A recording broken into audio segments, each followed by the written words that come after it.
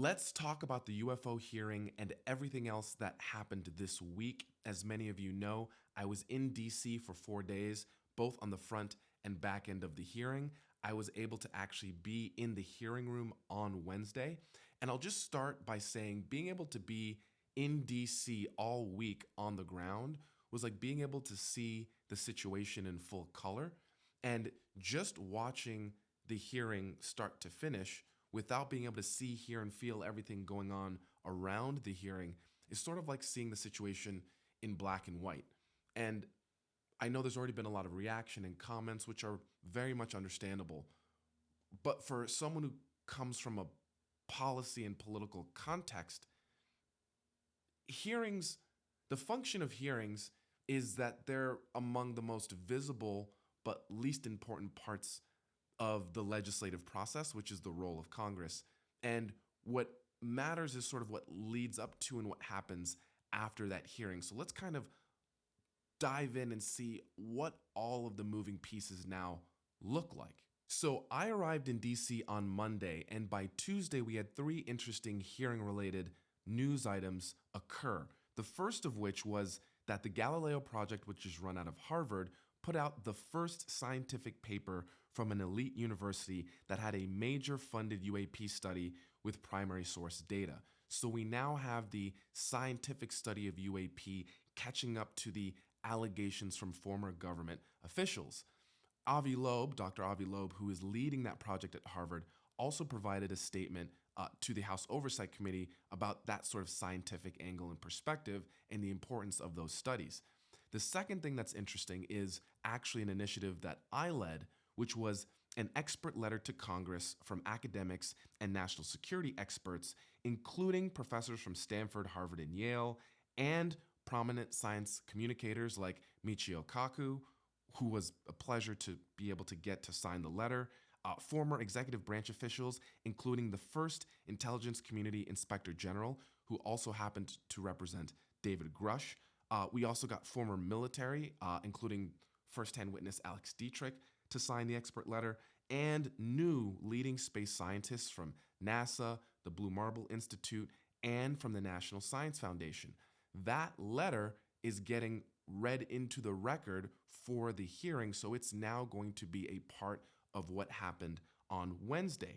The last thing I'll note from the pre-hearing was a statement from former defense official Christopher Mellon, which was addressed to the same House Oversight Committee, in which he stated the discovery and location of satellite imagery related to UAP, which he has subsequently provided to the committee that he was supposed to testify to for the original date in September, but was unable to testify for the updated date in November. That's 3 pieces, so data, new experts calling for transparency in scientific study, and study data all happening in advance of the hearing. So the general environment around this is continuing to become destigmatized. Then we had the hearing on Wednesday, where I had the opportunity to sit just 2 rows behind Lou Elizondo and Michael Schellenberger,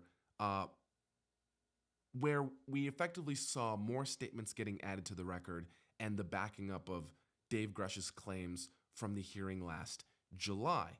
Now, there's a lot of coverage of the summary of the claims that were made, so I'll just do a quick high level, but many of you have already heard all this stuff. We have a program name now on the record.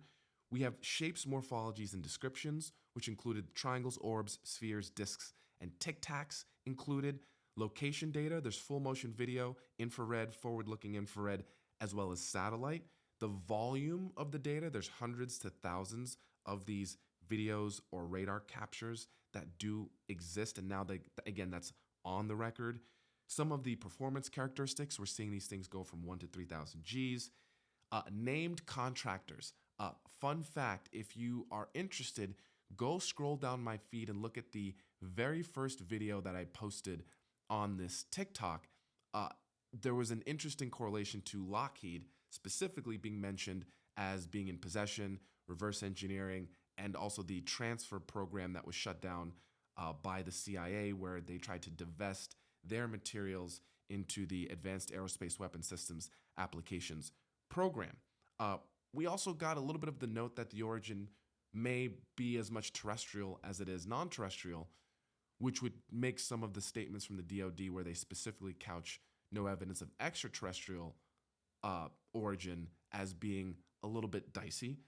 And we now have more than one person on the congressional record backing up the idea that UAP equals NHI.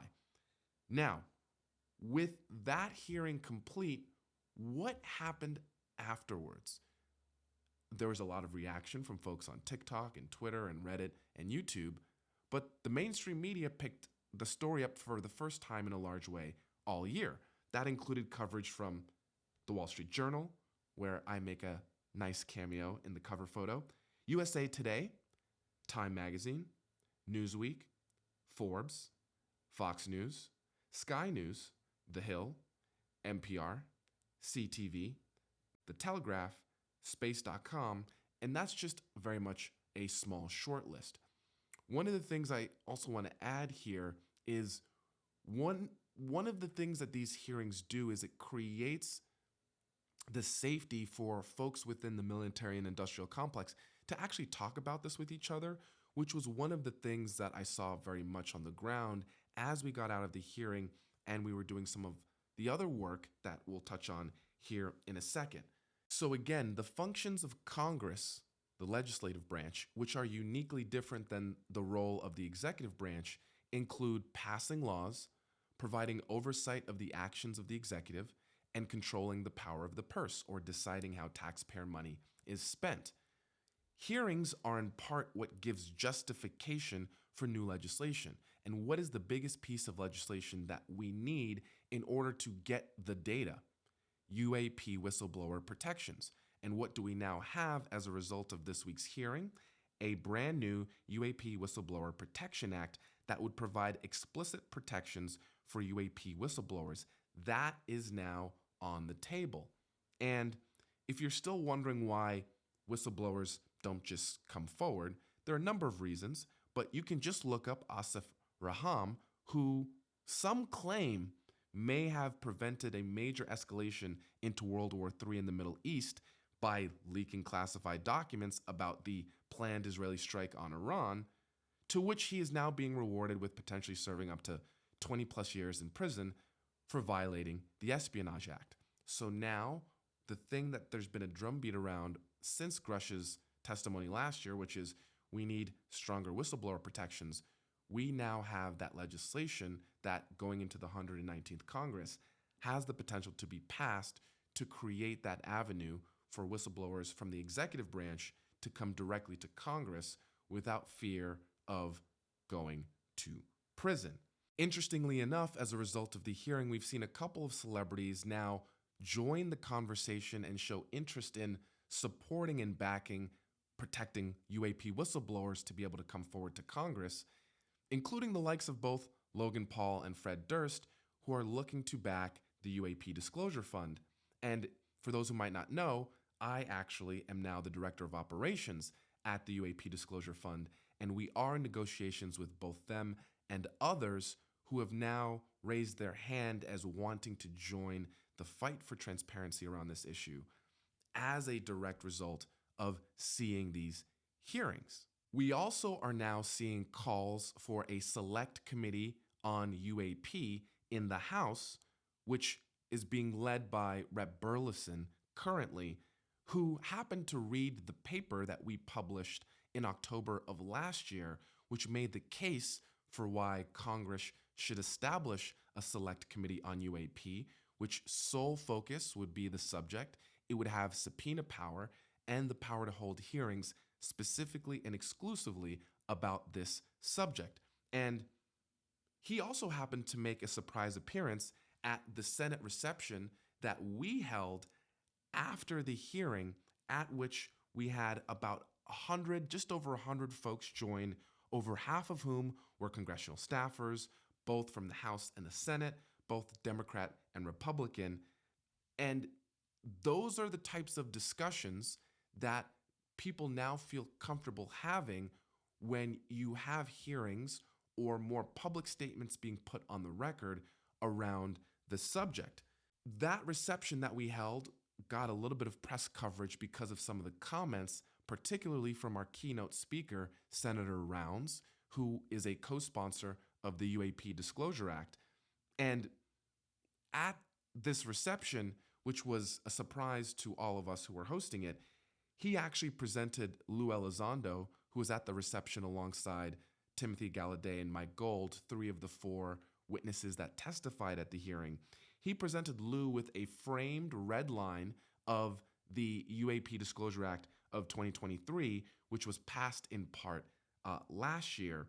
And it was in that speech that he also, because he felt bolstered by that hearing, doubled down on his knowledge that UAPs are real and reaffirmed his commitment to push hard to establish a UAP Records Review Board, which has been a mission that both him and former Senate Majority Leader Chuck Schumer have been advocating for the past 2 years. And arguably one of the most interesting and maybe most important results of the hearing was the beginnings of a change of tune from the DoD about what they know. So as many of you know, the DoD has a public UFO study office now called the All-Domain Anomaly Resolution Office. That office recently had a new director named in August of this year, Dr. John Kozlowski. Thanks to that new leadership, Dr. Kozlowski happened to be a member of the UAP Task Force, which was a predecessor to AARO, and he was representing the NSA, the National Security Agency. He has now put to bed the idea that UAP are drones or foreign adversary collections platforms with the following statements that he made the day after the hearing as AARO released their annual report, and he made comments to the press who have now been vigorously covering, again, that change of tune. The new report now from the Pentagon about unidentified flying objects. There were hundreds of new reported sightings over the last year, and some the government still can't explain. Chief Global Affairs correspondent Martha Raddatz joins us with the details. It's quite the talker. Martha, good morning. Good morning, Whit. It does. It all sounds straight out of a science fiction movie, but these unidentified airborne objects are taken very seriously by the Pentagon and the intelligence community. And this morning, their new report revealing that these sightings are on the rise. While Pentagon officials do stress that they have no evidence of any of this being alien technology, they have not ruled that out and are continuing to investigate every unexplained sighting. Quote, so firstly, no, we have not been able to correlate any UAP activity to adversarial collection activities or advanced platforms. Another interesting quote, I am concerned that someone could use the potential stigma around UAPs to take advantage of that. If there is stigma associated with reporting UAP, then there's an opportunity for adversaries to maybe conduct collection operations and not have folks report on it. But we haven't seen any evidence of that yet. Another quote, it's definitely not all just drones and unmanned aerial systems. So we have several particular interesting cases. We are working within the office, working with our partners to downgrade several of those cases so we can talk about them publicly. But there are interesting cases that I, with my physics and engineering background and time in the IC, I do not understand, and I do not know anyone else who understands them either. Quote, we recognize that the types of cases that I was just talking about are, from my perspective, true anomalies. And we're going to need significant scientific rigor to address those. And yes, the US government has a lot of nice scientists, little bias there, but we're going to need the help of academia and the public to address some of these, so we need to build that more transparent partnership. What we are seeing happening is the destigmatization of this issue, and the gears in the executive branch and within the scientific community and academia begin to turn in the direction that will lead us to answer the question, where is the data? So what is my opinion of the hearings this week? I think the hearings were important. They created the substrate in an environment that all of these other things around the hearing, which is the most visible but least important part of the legislative process, which is only one aspect of the three legs of the stool, which is getting Congress to pass laws, getting the executive branch, who holds the underlying information, to release more information, and to get the scientific community to increase the funding around the study of this issue that would also force the hand of both of those branches of government. Remember, information is 9/10 of the law, and right now the executive branch is in control of the data and information that would move this conversation forward. Congress is limited in what they can do to force that information out, but maybe with the new administration and going into the 119th Congress, where there'll be a change of leadership on key armed services and intelligence committees, that the stage is now set for us to finally have that conversation.